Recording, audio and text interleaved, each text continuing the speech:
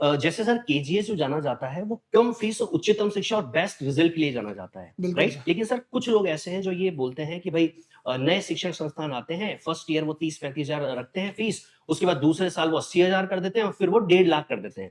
लेकिन सर प्रयागराज की अगर हम बात करें तो लास्ट ईयर जो फीस थी वही इस साल है 35,000 के आसपास। तो सर आप इन सबको कैसे मैनेज करते हो और क्या आपके दिमाग में सर ये बात आई कि आप इन देखिए, हम सबको लोग की तो फीस जो होती है वो एकदम मिनिमम है और एकदम बेस्ट क्वालिटी है। जी, और रही बात कि चेंज हो जाता है, तो हम लोग का खुद का इतना मतलब पब्लिक के बीच में गुडविल बना के रखे हैं कि पब्लिक का एक दबाव रहता है कि नहीं, हम अपनी बातों से नहीं पलट सकते। पहले ये चीज़ हो गया।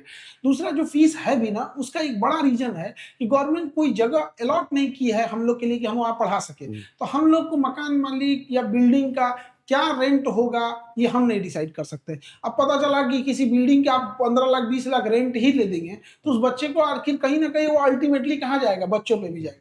हम बस इतना कहते हैं कि जिस तरह इंडस्ट्रियलिस्ट को एक ज़मीन दे दी जाती है कि आप यहाँ फैक्ट्री लगाइए। क्या हम लोग जिन बच्चों को पढ़ा रहे हैं, वो देश का भविष्य नहीं है? क्या हम लोग अपने बहुत यहाँ बच्चों को रोज़गार नहीं दे रहे हैं? हमारे यहाँ जो एम्प्लॉयी काम कर रहा है, वो रोज़गार नहीं। अगर इस टाइप का एक कोचिंग विलेज या एक स्टूडेंट जी, विलेज हो जाता, जहाँ गवर्नमेंट बस अलॉट कर देती है, हाँ भैया ये एरिया है, आप अपनी कोचिंग बना लीजिए। हम आपको यकीन मानते हैं कि हम जो 2 लाख फीस है ना, उसको हम लोग 10,000 में पढ़ा देंगे। अभी हम लोग के ऊपर सबसे बड़ा बर्डन किस चीज़ का है? रेंट का। जी सर। और वो उसका कोई रेगुलेशन नहीं है, गवर्नमेंट उस पे कोई रेगुलेट नहीं करती है। तो हम लोग की फीस नहीं बढ़ने वाली है और कोई टेंशन लेने की ज़रूरत नहीं है बच्चों की। चाहे सिलेक्शन बहुत टॉप पे चला जाए, किसी भी जगह पे हम लोग जिस पे सबसे ज़्यादा सिलेक्शन देते हैं, उसमें भी सबसे कम फीस रखते हैं। मोनोपोली है, फिर भी हम लोग फीस को जी। कंट्रोल करके रखते हैं।